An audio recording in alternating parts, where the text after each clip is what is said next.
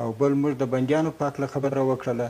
چې موږ لا کم بندیان چې دلته ستاسو سره بندیان دي او وخت و نیټه یې کمه پاتې هغه تاسې د دغه فاتحې او د دغه تعزیت په خاطر باندې تاسې هغه معاف کړي هغه تاسې افغانستان ته راواستوئ هلته به دوسیې زموږ سره یې دوی به هم هلته زموږ سره په جیل په بندیخانه کې نو دوی دا وویله چې یعنې بل وخت متحده عربي اماراتو افغان چارواکو سره ژمنه کړې چې ډیر ژر به افغان سوداګرو او کارګرانو ته د ویزو صادرول پیل کړي.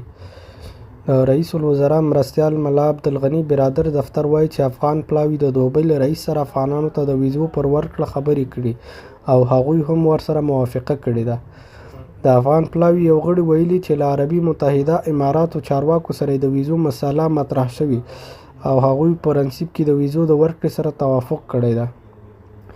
بل لور ته افغان سوداګرو شورا وایي چې په متحده عربي اماراتو کې له 300 زیات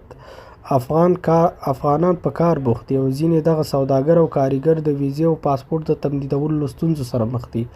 طلوع نیوز ته د افغان سوداګرو د شورا رئیس عبید الله صدرخیل ویلي